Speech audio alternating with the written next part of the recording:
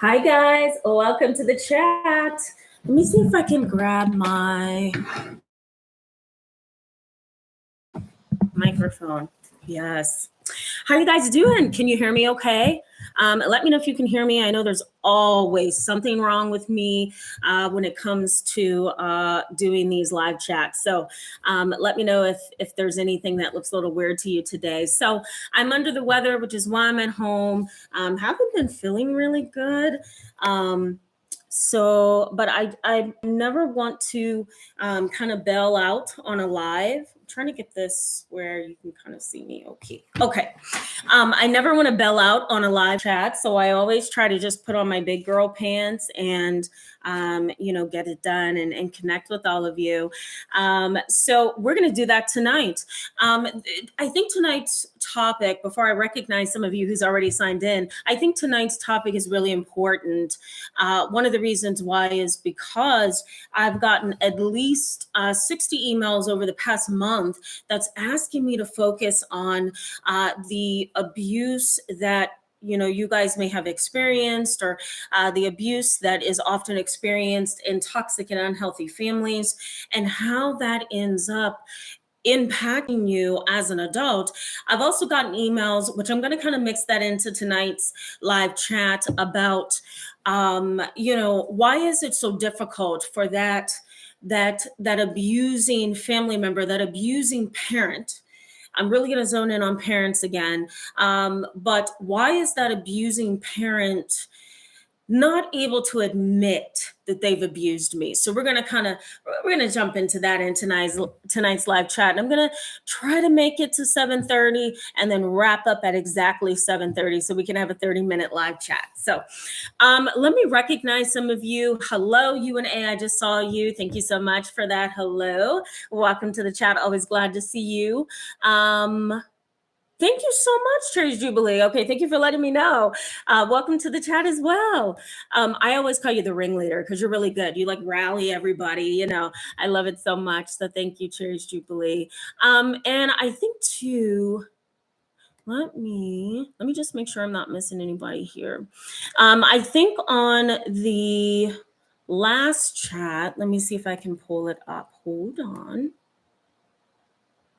The last chat that I had up, I decided not to do that one.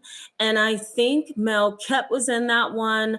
Daima was in that live chat. Ezra Bet was in that live chat. Ashley Walters was in that live chat. And I'm so glad she posted that I said I'll be on at 6:45. So I'm sure a lot of you will go ahead and trickle into this conversation, as we go along. So hello. I don't know if I'm gonna mess this up or not. Forgive me. It's M. Sean or Sane. Correct me, but hello. I see you just signed on. Says hello, Tamara. So lovely to catch you live again and listen to your wisdom in real time. Thank you so much. I'm always glad to have all of you. So I will slowly trickle into this conversation, or slowly get into it so other people can sign on. Hello, Deb. Nice to see you. Welcome to the chat.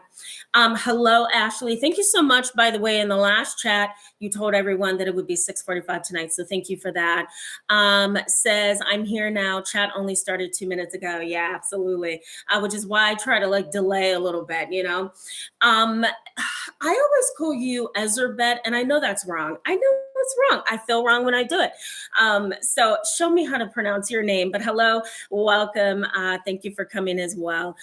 So let's go ahead and just jump in just a little bit, so that we can kind of gain some momentum. My goal is to be done by 7:30. So you're probably wondering, why is it so difficult for parents to just admit that they've abused their children, and now you're an adult and you have to deal with the repercussions of that childhood abuse? Why is it so difficult for that parent to just understand that you have abused me and I need you to admit that? Why is that so hard? And I'm going to talk about in tonight's live chat what that actually means and what's going on there. There's a couple of theories that we can kind of play around with tonight.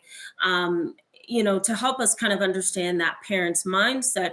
But then I also want to highlight why it's hard for you to walk away, because I know there's a lot of adult children of parents who have abused them as children, and it's hard for them to walk away. Either they feel guilty, or they feel indebted to that parent, or they may say something like, that was so many years ago. I'm just going to forgive mom and dad and just act like, I was never abused. That was then, this is now. There may also be some traumatic bonding there, meaning, that adult child has just kind of clung to that abusive parent. And because it's so hard to accept that that parent is abusive, you just kind of toss that view out of the window, right? And you just embrace the fact that that's my mother, for example, that's my father, and I love them, they love me. We might as well continue on until the next bad thing happens. And then, oh, thank you, Ashley, so much for that sweet contribution. I just love when you guys are on here, but thank you when you go that extra mile. You may embrace that view of mom and dad so much. And I'm going to tell you why. I'm going to give you a variety of things that can help explain that. But you may embrace that mom and dad as the adult and say, you know what, forget it. I'm just going to forgive them and keep moving on. And life is going to be good from this point on.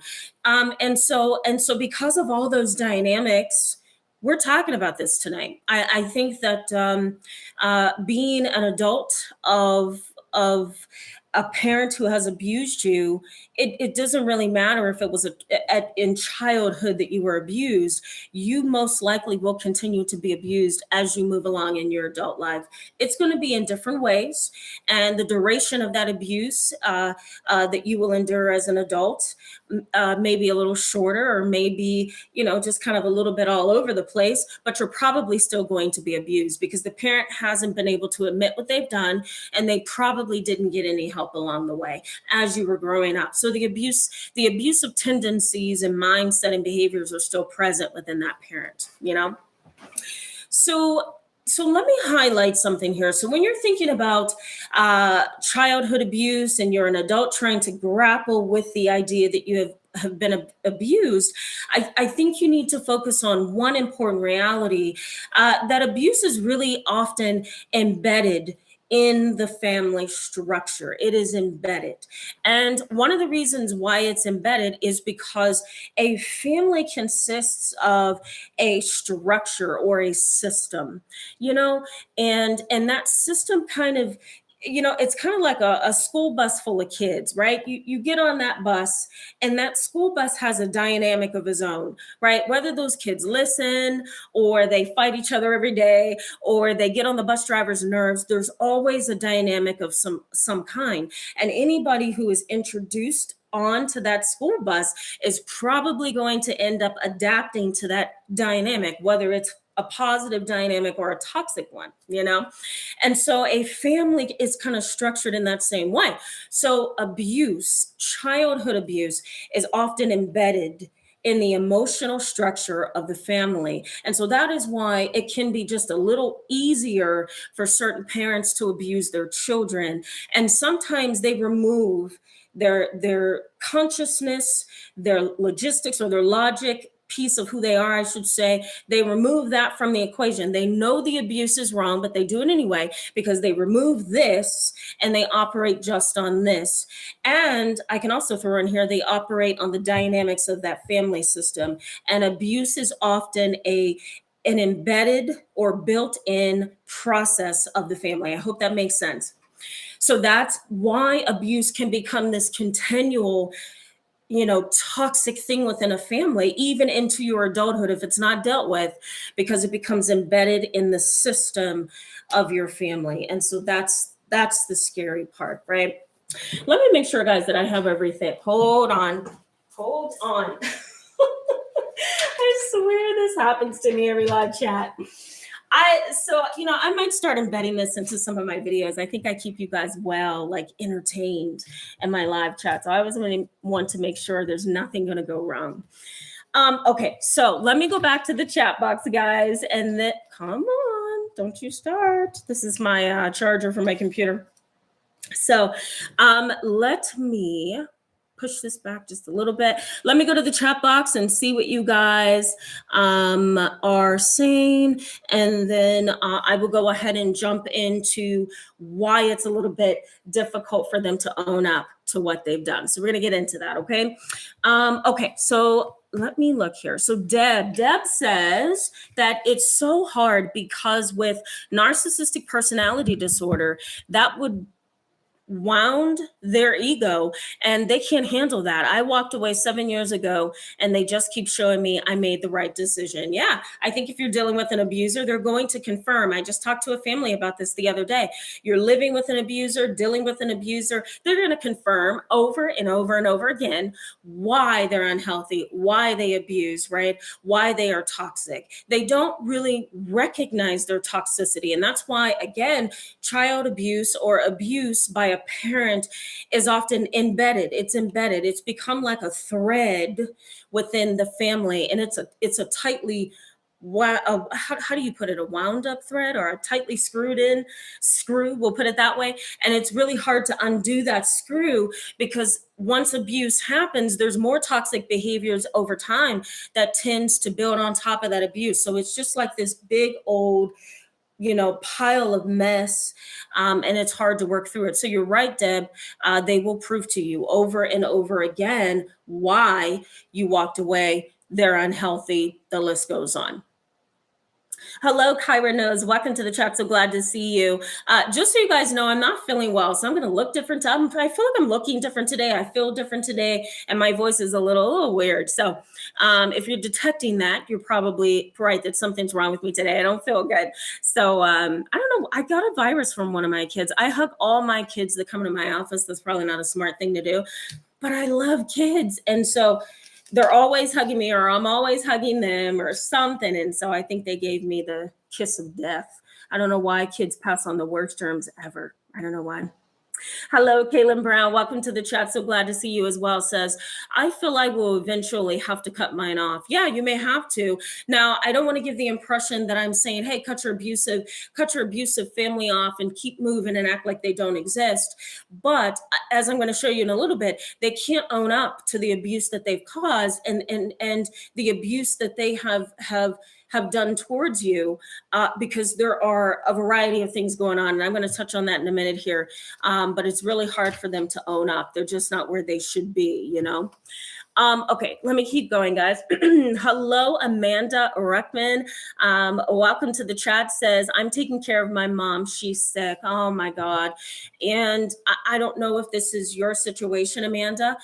Sometimes if you have an abusive parent and you're taking care of them while they are sick, they sometimes become even more abusive because that's just their character on top of maybe them feeling helpless, hopeless, really sick. The list goes on. So feel free to share that with us. Is it a good experience or is it turning out to be a pretty bad experience? Yeah, you're welcome, Kyra Knows. She says, Kyra Knows 144 says, thank you for covering this. Yes, you're welcome. Absolutely. And I'm going to jump in real quick right after I get done with these comments. Green Dragon says, I just let mine go. Family members, I just let mine go. They never going to admit it. I just moved on. I'm going to shorten it that way. Yeah, I mean, if your abuser's never going to admit that they're abusive, walk away, because that is the number one sign they do not have personal insight. And so without personal insight, you can't grow. Without personal insight, you can't go to therapy. Without personal insight, you don't see your footsteps. And so even if you acknowledge what's wrong, even if, everybody's telling that abuser, you're abusive, right? I've had like family interventions where family members have come into family therapy with me and they've literally yelled at the abuser saying, you're an abuser. And the abuser became aware of that because they told him he was the abuser, if that makes sense. But to be able to understand their own footsteps, recognize their own behavior, that kind of thing, it's really not there. If you can't admit that you've abused someone, then you certainly can't see your footprints, and you shouldn't feel responsible for trying to make them see where they go wrong. They need to have that built inside. And if they don't have that personal insight, you're looking at a personality disorder. Um, Ursabet says, my mom just simply doesn't admit that what she said was with a bad intention. When if I say to others what my mother said to me, they say my mother is trash. Wow. Oh my goodness. That's horrific. That's horrific. Sometimes you can get opinions from the outside, and they can show you that you've been abused, because sometimes in that system that I just talked about, that family system, it's like a school bus full of children. Your family system, sometimes you're so embedded in that yourself that it's really hard to see that you've been abused. And because of that, you could either stay stuck in that, right? Or you can become an adult and then continue just to communicate with those abusive family members, because you can't see that you've been abused. Okay, let me keep going, guys. There's one person, Amy. Hi, Amy. Welcome to the chat. So glad to see you. It just started about 10 minutes ago, so you didn't miss much. I'm getting ready to jump into the content. Okay, let's go ahead and jump into this content, okay? So why is it, I'm going to sit back a little bit because this feels a little bit too close to me. Okay, so why is it that parents cannot seem to admit that they have abused their children? Well, let's start with the most obvious thing, and I think the most obvious thing is accountability. If you admit that you've done something to somebody, I think that's pretty much shining a flashlight on your behavior. It's shining a flashlight on your values, on your morals, on who you are, right, on your hardware. When you take accountability for something as ugly as abuse, neglect, whatever you've done, right, it's kind of admitting, yes, I was wrong, but it's also admitting I have something really wrong with me.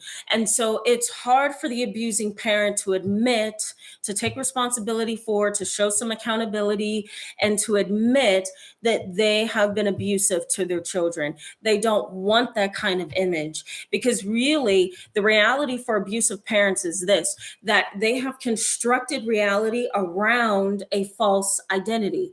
And so that false identity may be good parents, giving, loving, self-sacrificing, right? All those wonderful social, certificates that they kind of tag onto themselves because they're a parent. They don't want to be accountable, and they don't want to be responsible for what they've done to you, because then their constructed reality becomes very different from the reality, which is that you are an abuser. It could be emotional abuse, it could be sexual abuse, it could be physical abuse, whatever kind of abuse. No parent wants to be called an abuser. Now, this accountability, it's something that a lot of parents have a hard time really showing if they are wrong. But then sometimes, even when they aren't to blame for any child abuse, it's hard for them to accept that they've been labeled a child abuser. So let me give you an example of this.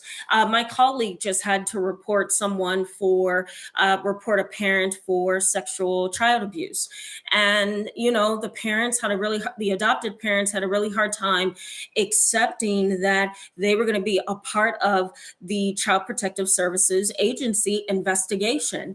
And one of the reasons why is because they never wanted to be seen as the kind of parent that abuses their child. Once that abuser is tagged as a child abuser, even somebody who's innocent, it's really hard to kind of undo that damage, because now you're in the system, right? If you get caught, now you're in the system. Now your name is in the system. Now you've been investigated. And so if something else is reported or something else comes out, it can jeopardize your employment. It could jeopardize maybe even your healthcare. It could jeopardize your reputation. The list just goes on. Right? So no parent, in whatever situation they're in, wants to be tagged as a child abuser. And so the accountability is really small because of that. I also think too that most child abusers have a hard time accepting that they've abused their child because they shape their identity around that child. Again, a parent, mostly a parent with narcissistic tendencies, they want to be seen as important. They want to be seen as loving. They want to be seen as great. So when you involve the term abuse, now you're putting them in a category with a group of people who are at a lower kind of functionality in society. They are not okay. They are very problematic.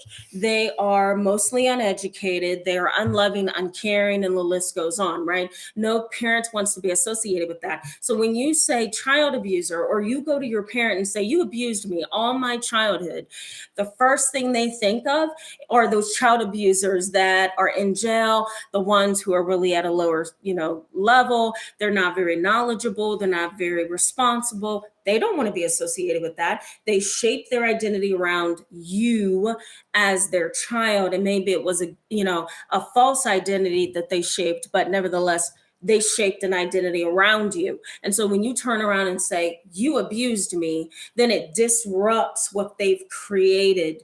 And then, that creates a bad emotional and psychological experience for them. Now, let's also too, and this is a hard one. Every time I mention this, wherever I go and talk about child abuse and adult abuse, adult child abuse, that there are some parents that strictly just don't know what abuse actually means, depending on intergenerational trauma, depending on what kind of parent they are, how they were parented, the exposure to other parenting styles and techniques, how much education they have on how to rear a child. All of that is important because there are some parents, especially in some cultures, who believe that hitting a child, beating a child, calling them all kind of negative names and using profanity and humiliating them and intimidating them, all of that, they sometimes, really sick parents, really narcissistic parents, parents that are, really in need of serious help, sometimes do not believe that that is abusive. Now, I had one family like this about 10 years ago, and I had just started out in the field. So I've been in the field for 14 years. This was 10 years ago. So I was only in the field for 3.5 years. And this father came from a very traumatic household. All he did was try to live up to the expectations of dad, who was an alcoholic. And then he also tried to please his mother, who relied on him for the emotional support of the husband that she never had, right? And that's called emotional incest. It's the mother using the son as that emotionally supportive husband figure, right? So this poor young man, brought his parents to family therapy and said, look, I feel like I've been abused all my life. I have post-traumatic stress symptoms. I can't sleep. All my relationships fail because I don't know how to treat the people that I care about. And I blame you. You've abused me. And the sad part about that case was that the father broke down in tears and stated he had absolutely no idea that he was abusive because he felt that he was raising him just like he was raised by his own father. And this was intergenerational trauma. His own father, the father's father, was very physically and emotionally and psychologically abusive. But he took that to mean my dad loved me. And so he perpetuated that with his own son. And so unfortunately, he created a lot of fears and anxiety and PTSD symptoms within his son because he just didn't know that he was being abusive. Let me know what you guys think about that. Excuse me. Let me know what you guys think about that in the chat box. I've talked about this a few times, and let me tell you, it's a tough subject. Okay, so the next thing that I say kind of makes it difficult for parents to kind of take responsibility is that there's a little bit too much enmeshment. There's enmeshment, there's codependency, there's dependency. Within family therapy, we call it insufficient emotional separation. Insufficient emotional separation, meaning this, that there is no healthy separation between child and parent, right? Even as an adult child who is in a relationship with their abusive parent, there's there's no healthy emotional separation. It's all like this. The parent child relationship is too enmeshed, it's too codependent. And when it's like that, it's really hard for that parent to separate their emotions from their logical side. And so everything they do towards you, excuse me, everything they do towards you is really abusive. It's harmful, it's selfish, it's narcissistic, it's sometimes even very cold and emotionally detached, right? That parent becomes an emotionally detached or uninvolved or unavailable parent because it's too much enmeshment. There's no parent and child, there's parent and child. Everybody's on the same level in these kind of families. And so there's no security, there's no safety, there's no love. And so we call it insufficient emotional separation. Everybody in that family system is just like this. And it's overly emotional. It's a very reactive family system. There's no organization, no structure, and no boundaries. All right, guys, let me go to the chat box, okay? I want to make sure that I stay on top of some of these comments and kind of answer you as we go along before 7:30 hits.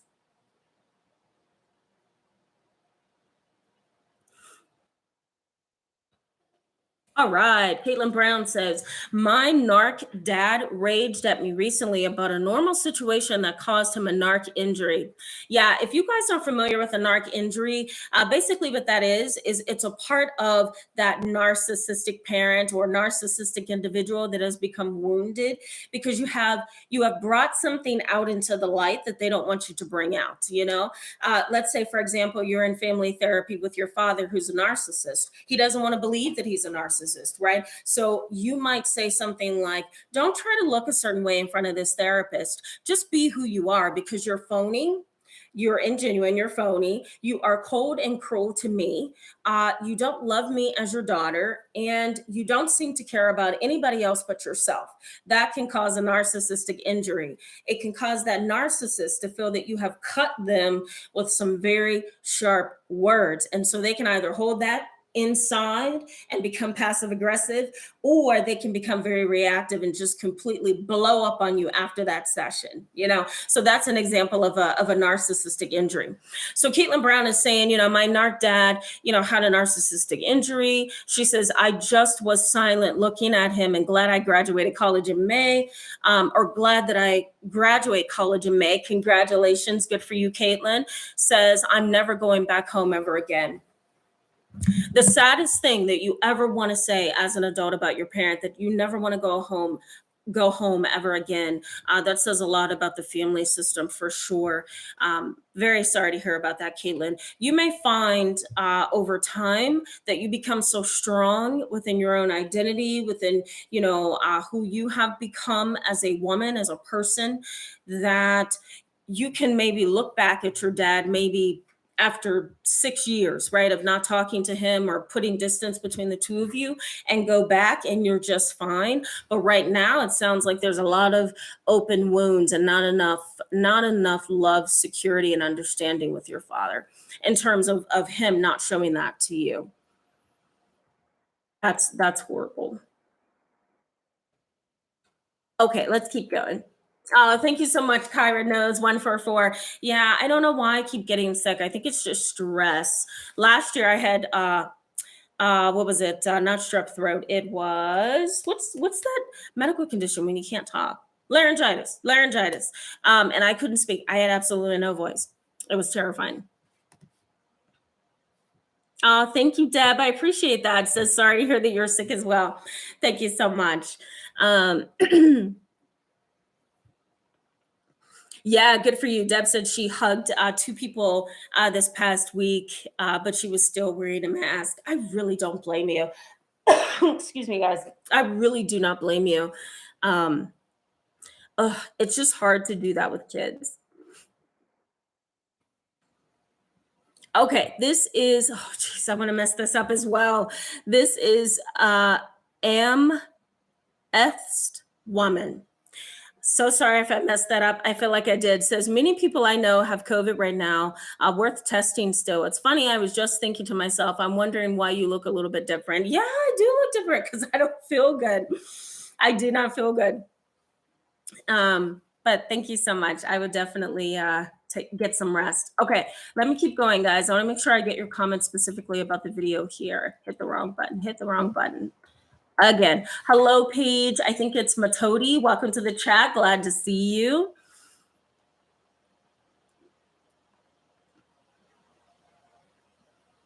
Yeah, Cherry's Jubilee says, I said above, I think you missed. Yeah, I did miss the Cherry's Jubilee. Thank you for bringing this back around. Says it really breaks you. And when it's generational trauma, to admit it, to admit the abuse means they have to examine their own trauma. Yeah, they may have to examine their own trauma, or they're going to have to examine kind of their own self perception, right? Their own perception of themselves. And most abusers don't want to do that, especially if they are narcissistic.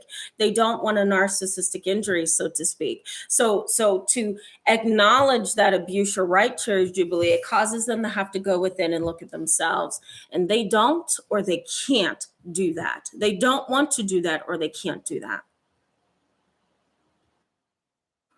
All right, let's keep going. Hello, Blank Earth. Welcome to the chat. So glad to see you tonight. Noreen Faroki, hopefully I have that correct. Oh, welcome to the chat. So glad to see you as well. Says they don't notice anyone or care about anybody but themselves. Yeah, most abusive parents don't care about anyone but themselves. And that's why I brought up enmeshment, because I think enmeshment, or what we also call insufficient emotional separation, it's all about themselves. They have to be connected like this because they're selfish. They're either selfishly lonely, selfishly bored, or there's some other reason why they're so enmeshed, or they're living through their child, whatever the situation may be, they are selfish. And enmeshment is kind of like that. It can be. Enmeshment can be very, very selfish.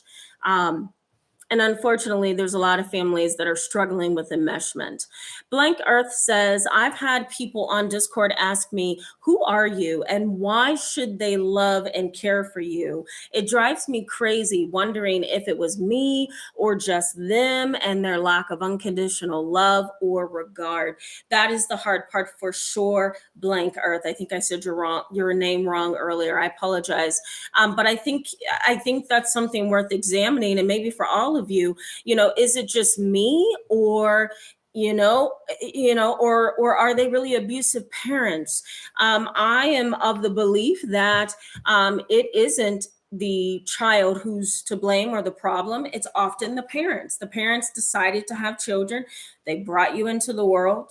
And no matter what you do, no matter who you claim to be or who you are, the parent still has an obligation to love you and care about you. And so no matter what, that doesn't justify, there's no justification for abuse. I'll put it that way, So I also think too, and I didn't mention this, it's hard for parents to admit, and this is backed by research, to admit that they have abused their child, because, saying that I abused my child is like saying you've abused really yourself, because there's a word known as symbiosis or fusion, meaning that, a family system should be kind of a fusion, a togetherness. There should be some kind of connection between the parent and the child. And so to admit that you've been abusive is to kind of say you've been abusive to yourself. Why would you be abusive to something that's an extension of you, that relies on you, that needs you for survival and emotional health, right? And some kind of equilibrium, some balance in their life? Why would you abuse somebody that's an extension of you? And so admitting that they've been abusive in whatever capacity, it could be emotional, verbal, psychological, it doesn't always have to be sexual or physical, but whatever the abuse is, right? Why would you abuse something that's an extension of yourself? And so, again, that looking within to figure that out is the hardest part for abusive parents. Now, if you've grown up with an abusive parent and you're an adult now, and the parent doesn't seem to recognize what they've done to you over time, then you may have to confront them and say, I just can't get this off my mind. I feel like you've caused me some post-traumatic stress disorder, and here's why. Some adult children can navigate that, and other adult children just shouldn't even touch it, right? Don't even go near that kind of open flame, because it's just going to cause everything to explode, and you don't want that. So um, as much as you may want to go to the parent and say, this is what you've done to me, you may want to kind of consider the negative consequences of doing that. If you have a parent that seems to have grown over time, excuse me, then I think it would be okay for you to bring up, this is what you have done, and this is what I feel like you have done. And I'm really trying my hardest to grow and to change and to advance. But I can't do that if you don't acknowledge what you've done to me. So, and we can, excuse me, talk a little bit more about that in future live chats as well. All right, let me keep going, guys. Let me look at the chat. So Jen M 1991, hello. Welcome to the chat. We're getting ready to talk about why it's a little bit hard for adult children to walk away and say goodbye after they've been abused by their parent. So I'm going to get into that pretty soon. So glad you signed on. She says, parents were emotionally unavailable to me growing up. Now my mother is older and has health problems and expects me to be there for her. Right. And let me highlight that this is one of the reasons why I think it's hard for adult children to walk away and say, you know what? Don't come near me. You abused me as a child. You've caused relational disruption in all of my life. I haven't had healthy relationships. And when I thought I had a healthy relationship, it turned toxic. You are to blame. One of the reasons it's hard to do that is because I think children are also under that false narrative that because that's your parent, because that's your mother, because that's your father, you have to help them. You're not allowed to be hurt and walk away. And so, Jen, for your mom to I think you said it was your mom, right? Yeah, your mom, for your mom to expect you to take care of her, again, it's that social narrative that I'm your mother, you're my child, there's an obligation. There isn't an obligation. It's kind of like my live chats that I've done in the past where I talk about family is not everything. Family is everything when it's wonderful, beautiful, and mutually respecting. But when it's not, it is not everything. That obligation has been severed, and it's been severed by your unhealthy parental behavior, not mine, because I didn't ask to be here. It's been severed by your unhealthy parental behavior. And so it's the same way when it comes to that mother-child relationship. What's going on here? It's the same way when it comes to that mother-child relationship. There is no obligation if you haven't been a good mother to me, a healthy parent to me. You've been destructive, right? So I don't know what you could do about that, Jen. I would suggest just kind of backing off and not overworking yourself to really help. But to be fair, maybe you should do what's in your heart. Just because your parent was abusive doesn't necessarily mean that you're not a better person. That might be a good way to look at that.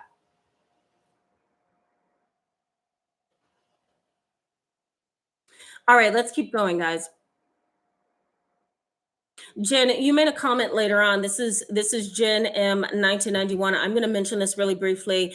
She says, "I'm resentful because I needed her. I needed her growing up." Yes, and I think I may have said this in a video. I'll post it in the description box after this goes off. Where the parent is so emotionally immature, and maybe there's some emotional incest where they rely on you as the surrogate parent or the parentified child. It's hard to look at that parent and say, "I need you, mom. I need you, dad," because it's all about them, right? So they're all about their selfish emotions. They're all about their selfish thoughts. They're all about their intent. They're all about their desires, their wants, their needs. They're all about their problems. They don't care about you. Those kind of parents you can't just turn to and say, "I need you in my life as a parent," right? So there's a lot wrong with that. And I'm going to post in the description box the video on emotional incest. If you haven't seen it already, Jen, I suggest you go back and watch it.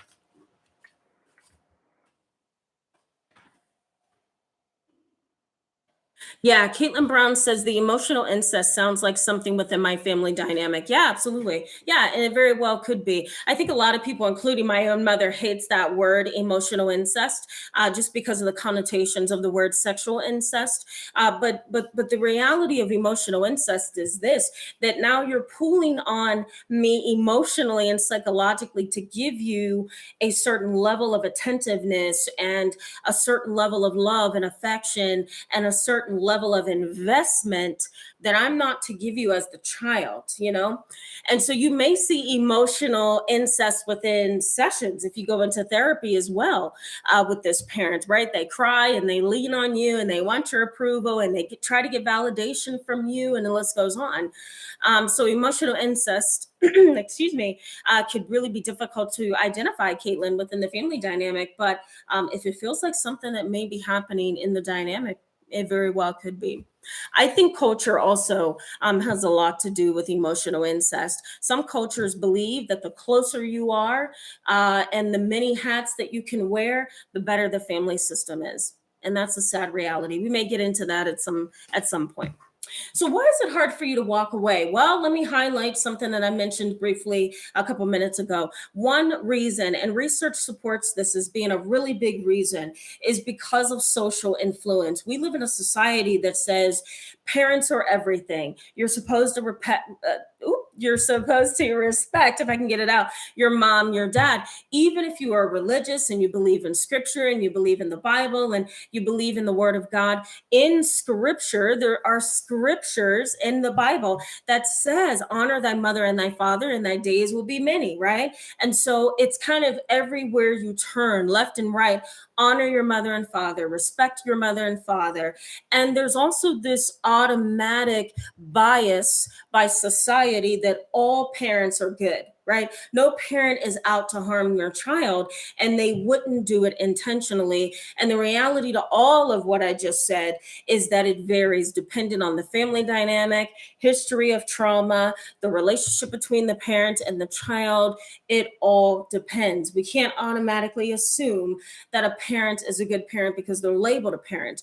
We also can't automatically assume that that child owes that parent anything. And especially when you become an adult child, you don't owe that parent anything that has harmed you and abused you and violated you in every way. But unfortunately, our society says you are obligated to them, or society says parents are good. And that is not correct at all. You may have a hard time walking away as well because of denial. Maybe somewhere on the inside of you, it's hard for you to grasp the reality that you were abused. I've had people come into therapy and talk to me about being abused as children.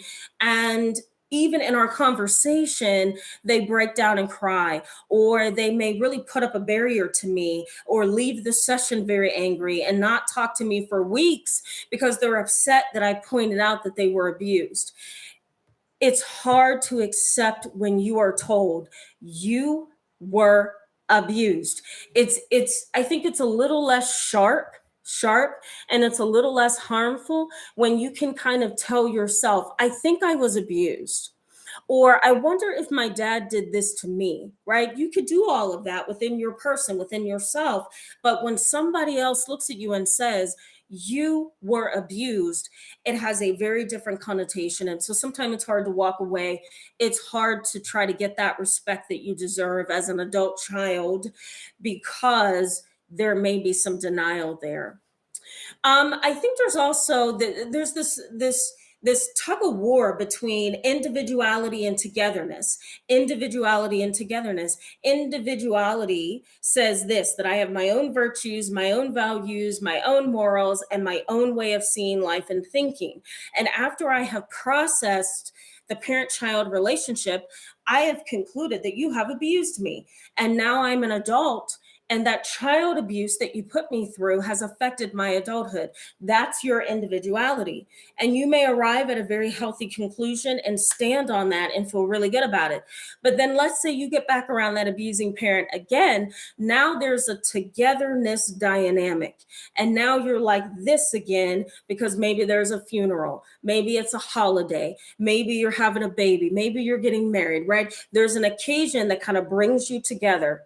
And so all that individuality over here that you developed with a clear understanding of your abuse as a child, you've thrown that out of the window, and you've kind of clung on to this idea that we're family, or there's some element of something that holds us together. And so it can be really hard to walk away from an abusive parent when you kind of alternate between two of those worldviews, right? That over here, when I'm by myself, I realize who you are and I don't like it. You're not a good parent. But then when I'm with you, all that goes out the window because I feel like we click and we connect, right? So that's the concept of individuality and togetherness. And as a matter of fact, family systems therapy, who was developed by Murray Bowen. He is was a family therapy pioneer. I'm going to call him a pioneer.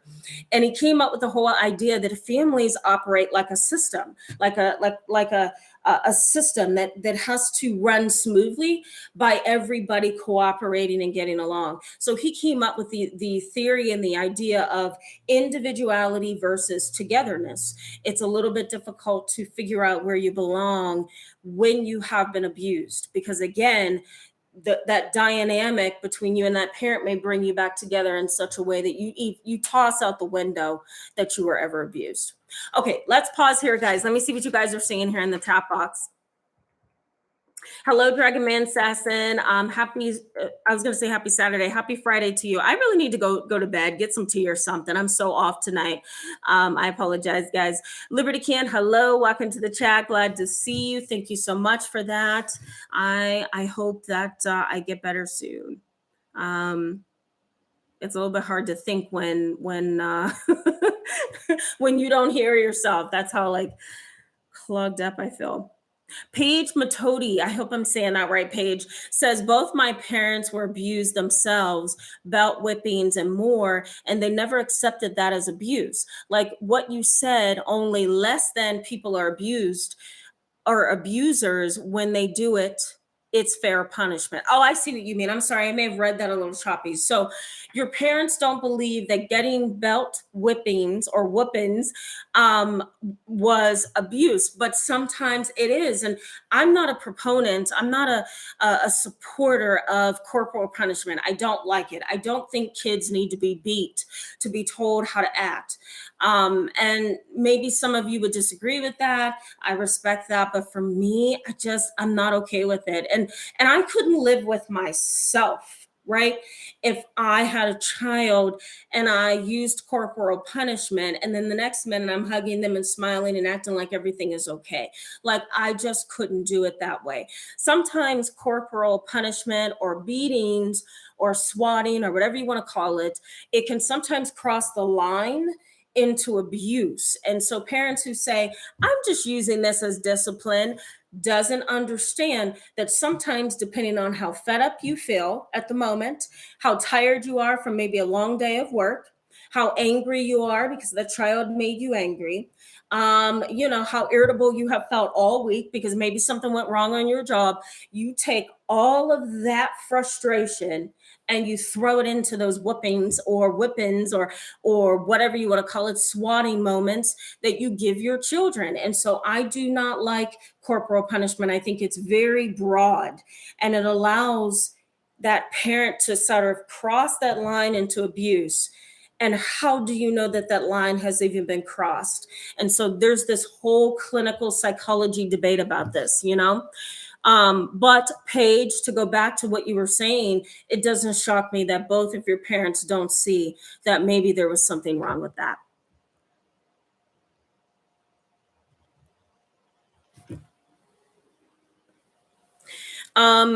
A Methodist woman, hopefully I got that right, says the older family member who abused me also abused my mother, I found out when I disclosed. She didn't remember until that day. Well, here's what's interesting. Either she didn't remember or she told herself never to remember again. Put it away, push it down, act like it never happened, because if you don't, you're not going to be able to move forward in insanity, right? Not insanity, but with a sane mind is what I'm saying. So sometimes, you haven't forgotten, or the parent hasn't forgotten, or that abused family member hasn't forgotten. It's really just stored away for later use when it's safe enough to bring it up. Now, let me just say this: if you are an adult child that has been abused as a child, there are certain things that you may not even remember, and that's because you've stored it away for later use, right? It's really hard on the inside to accept the reality that you have a parent that's abused you, and yet there's a nice side to them as well. And so you may store all your abusive memories of that parent somewhere back here in the subconscious so that you can continue to move forward and feel okay, you know? So maybe that's what happened there to your mom. I don't know. I think it's a Methodist woman. Yes, you're welcome, Caitlin Brown. You're welcome. Ashley Walter says, "My parents also don't care about the past either. It's a one-way street." Yeah.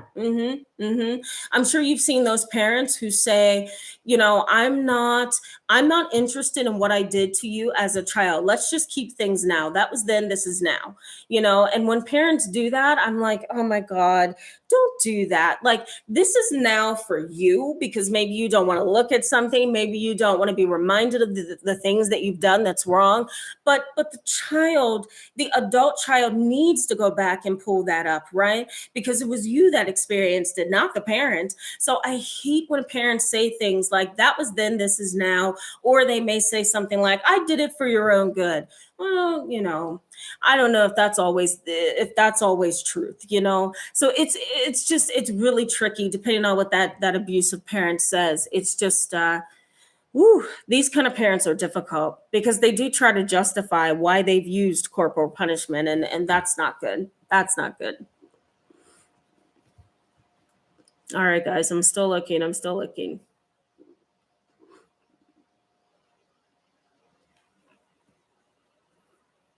Okay, so True Graphics.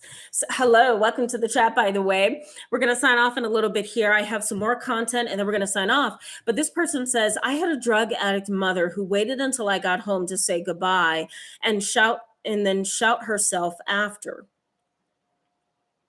You might have meant shoot herself after. Oh my God. "I had a feeling she was going to do it, but I was a coward. So I've hunted myself and have shame." Oh my. Ugh. Okay, I'm just trying to wrap my mind around this. So, mom got home. She was drug addicted. She got home. Are you saying she committed suicide? She said goodbye to you and then committed suicide. My Lord. If I have that right, let me know. True Graphics. That is horrific. I had one case like this years ago, and it shakes the core. And it shakes the core of who you are, and there is a lot of shame attached to that. um just rereading this to make sure I got it. Yeah, I think that's what you mean. So I have a few videos coming up next, and I might use your comment. So we'll see. I might use your comment because I do talk about suicide in the next couple of videos. So I'm so sorry that happened to you. That's horrifying. Hello, Krista B. Welcome to the chat. Says, "My narc dad is injured easily. Wild how fragile the abusive parent can be." Yes, absolutely. I like that, Krista B. Very good point. Because a lot of abusive parents are wounded themselves, and sometimes they become a little egotistical too. This is another reason why I think some parents don't want to admit that they're abusive, is because I think it makes them feel good that they have that kind of control and dominance over someone, and that someone happens to be their child.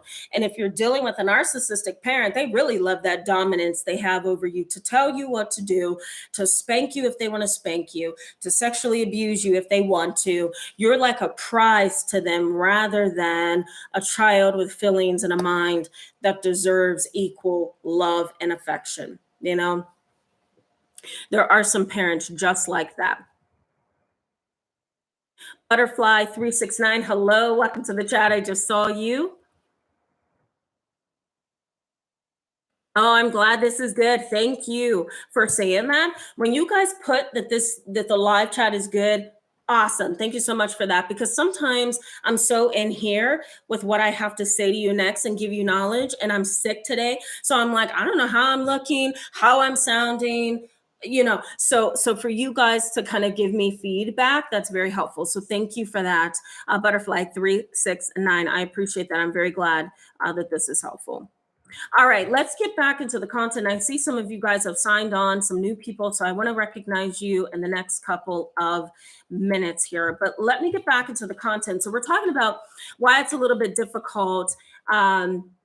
Why it's a little bit difficult for you to walk away, and I think we left off at individuality and togetherness. So the next one would be something that is known as not having a differentiation of self.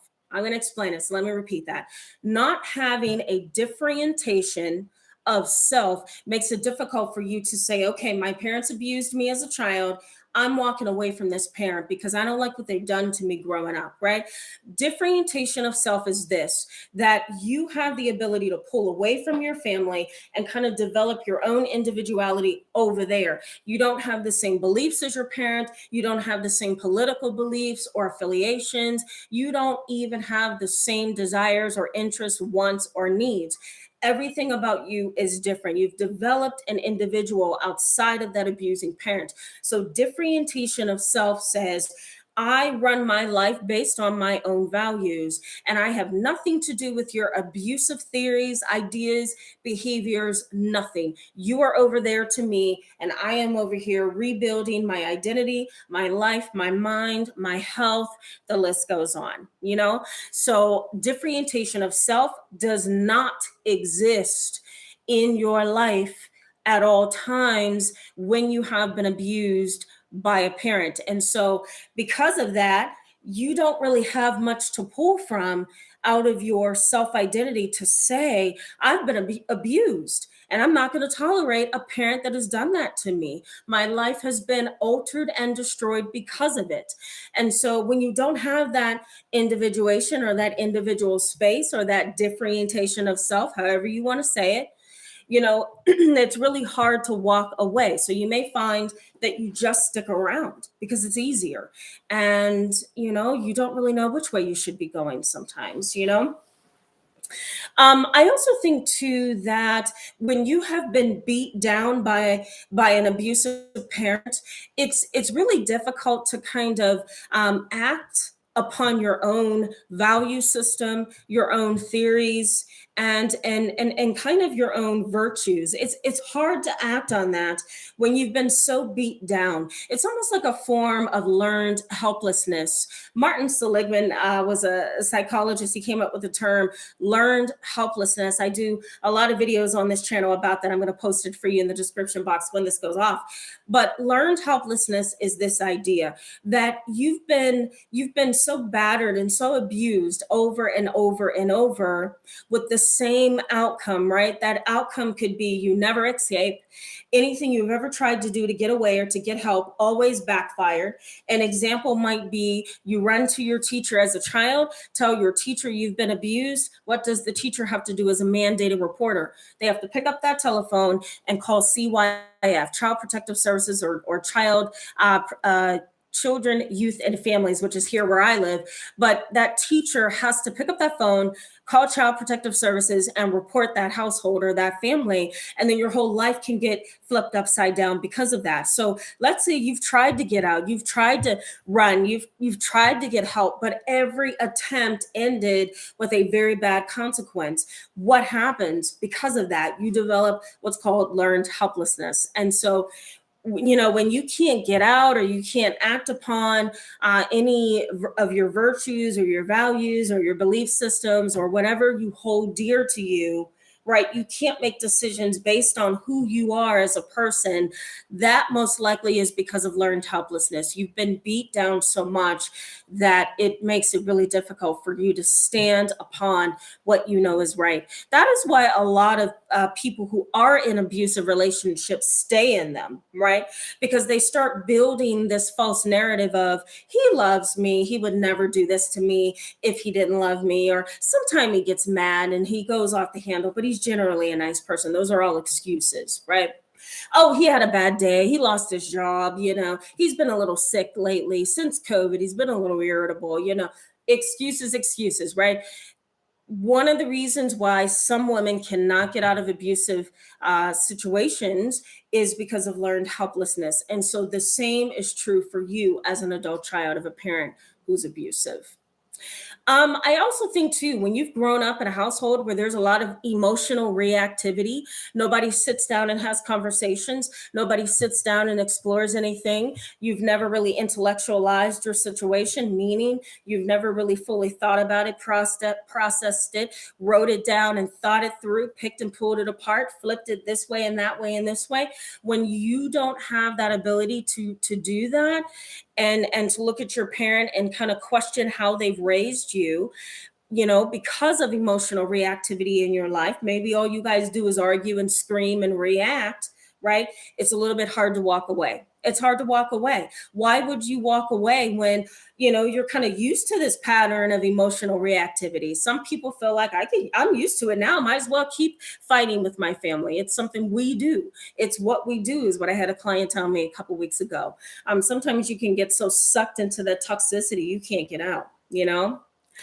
And one more thing before we get ready to wrap up here, guys, and I think I'm going to throw this in here because I think it's important. Sometimes if you are being abused as a child, as an adolescent, and even as an adult, the abuse within the toxic family system is never challenged. It's never challenged. It's not challenged by grandma. It's not questioned by Uncle Nate. It's not challenged by Aunt Susu. It's not challenged by an older sibling.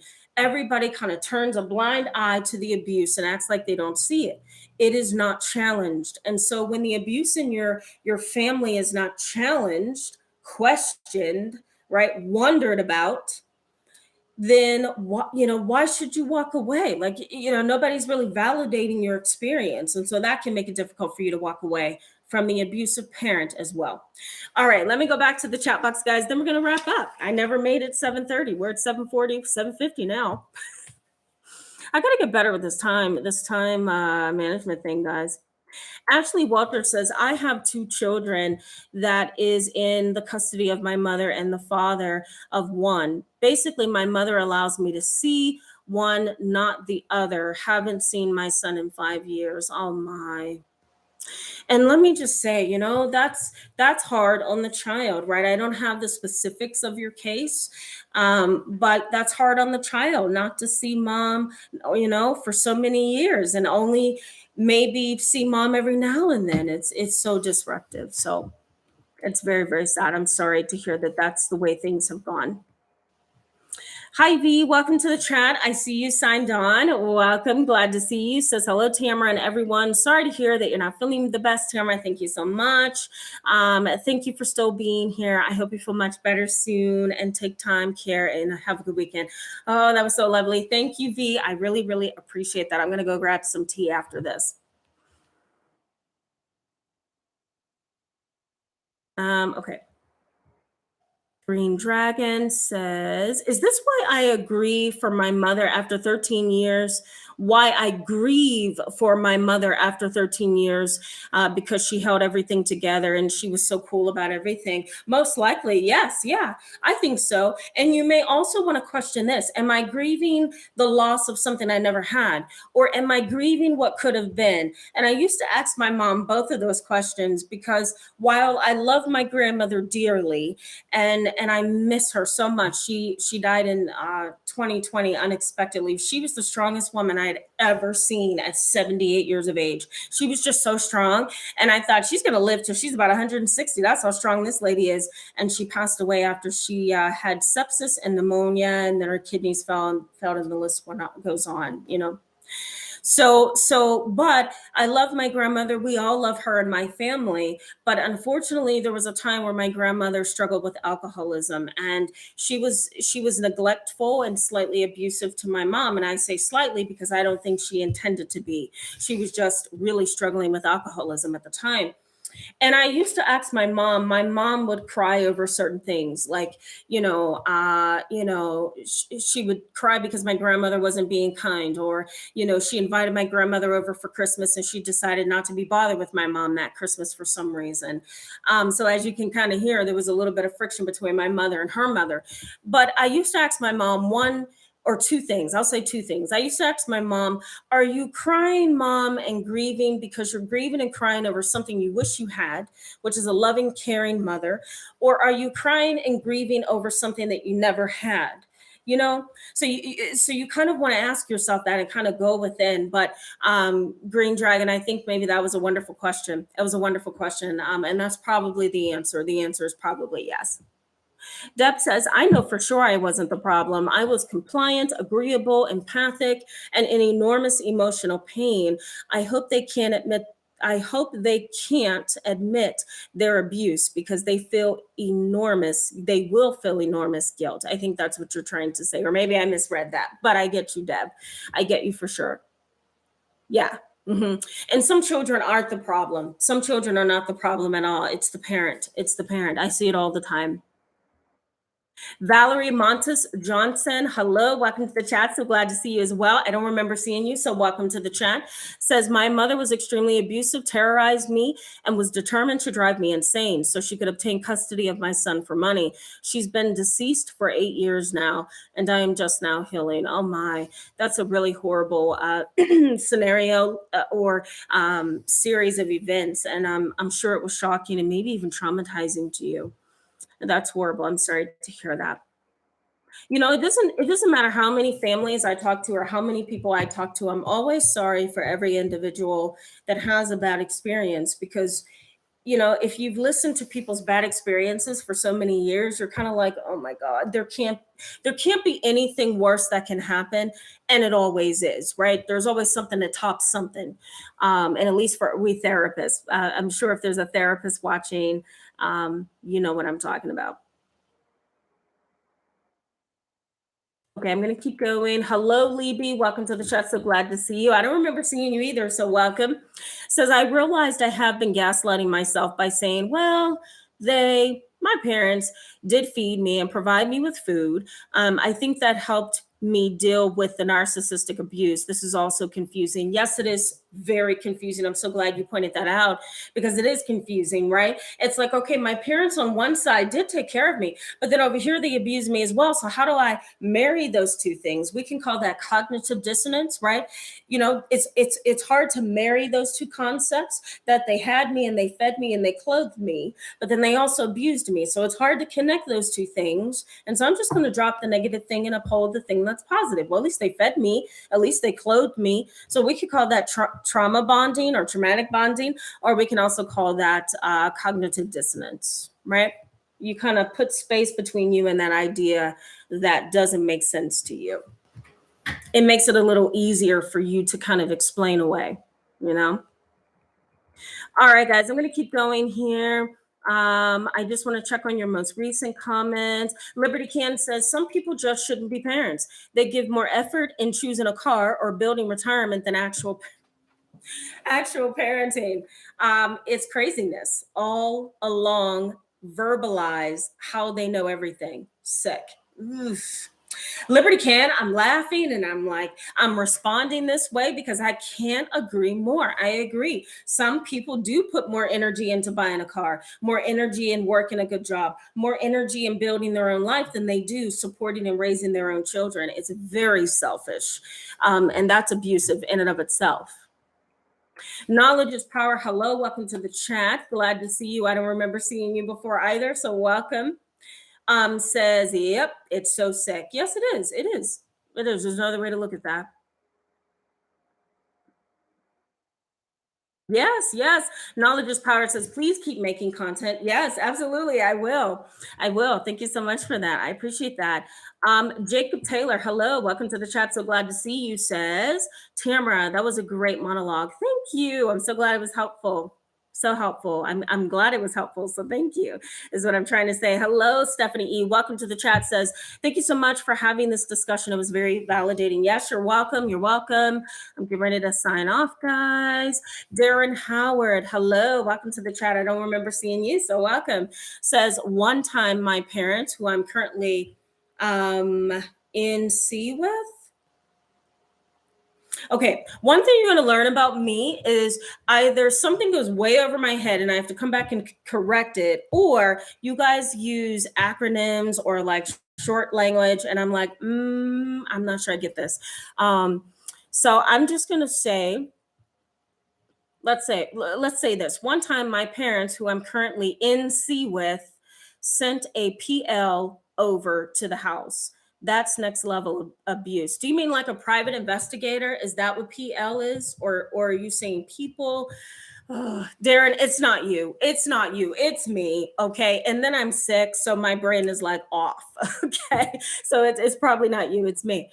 But I think if you're saying private investigator, yes, that is abusive in and of itself. Please don't send a private investigator to me. That's very disrespectful. I don't appreciate my privacy being invaded like that, you know? Hopefully I'm understanding you. UNA says, so sorry you lost your grandmother. She was 78. Oh my, I'm almost old enough to be your grandmother. I'm 70. Yeah, old, LOL. I actually, first of all, thank you, UNA. I appreciate you for that. Yes, she was young to me and very strong, but somewhere she just got sick, and I just really can't pinpoint how. And I really do blame the hospital. I don't think they handled my grandmother well at all. So she just struggled all the way around, no matter how close we were all trying to be with her while she was getting worked on in the hospital at that time, because it was COVID time. So it was so devastating for my family. But thank you for your condolences. I always appreciate that. And my mom is pushing 70, and I'm like, Mom, I have to freeze you. Like, you're never going to turn 70. I can't. I just can't. I'm a whole big girl, but I just can't.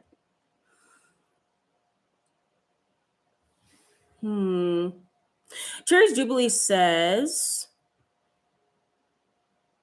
Butterfly 369 says, why did they send a private investigator to your house? Yeah, so we're talking back to Darren. Okay, all right, so it is a private investigator.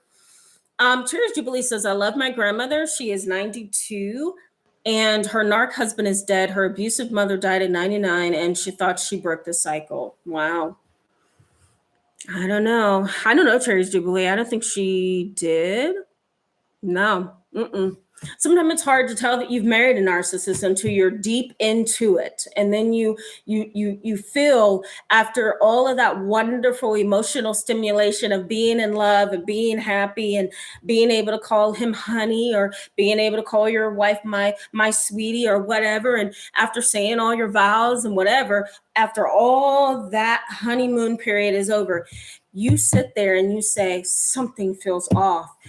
Then you know you've married a narcissist. There's callousness, coldness, irresponsibility, disturbing things that you're finding out about that spouse. The list goes on. So it's scary, because sometimes somebody can come to you and seem so loving, but when you finally say I do, that's when they show their narcissism. Deb says, really appreciate you addressing this content. It is a very hard topic. Yes, Deb, you're welcome. And thank you for that. I appreciate that, for giving me all that feedback. It's helpful to me so I can continue to make this content for all of you. Sunstar, hello, welcome to the chat. I've never seen you before, so welcome. I'm signing off in literally 2 minutes. Yes, thank you, Darren. I see you said private investigator.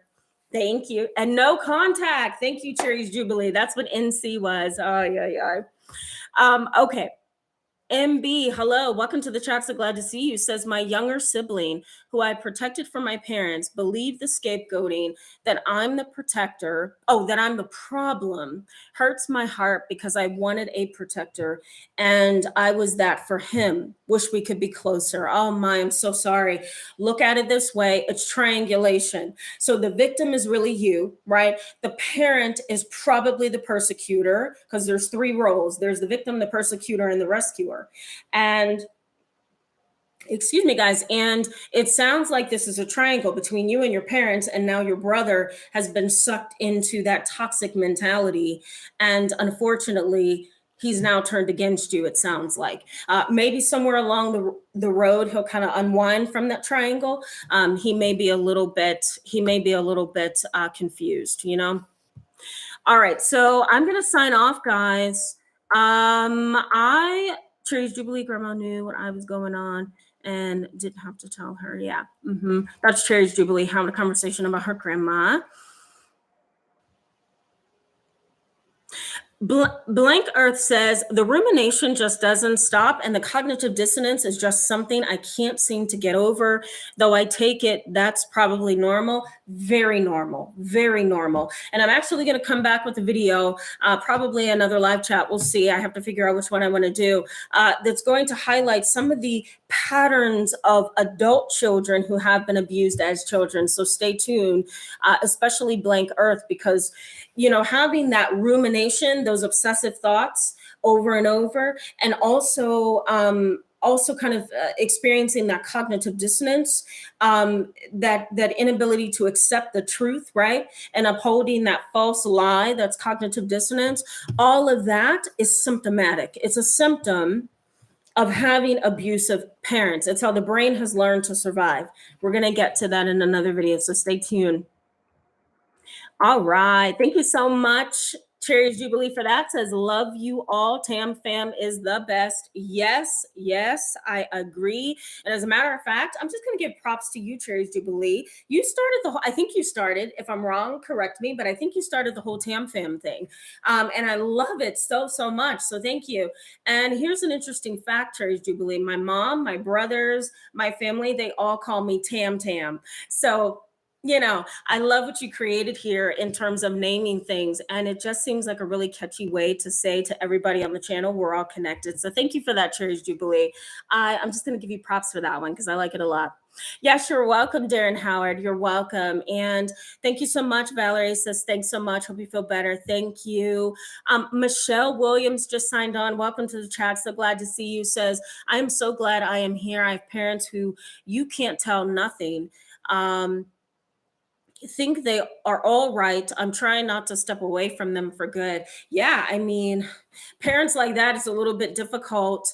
It's a little bit difficult to feel validated with parents like that, right? Because they're never going to own up to what they've done. And if they think they know everything, then just forget it, because the door's closed, glued, locked, crazy glued, gorilla glued shut. The list goes on. So sometimes it's better to just walk away,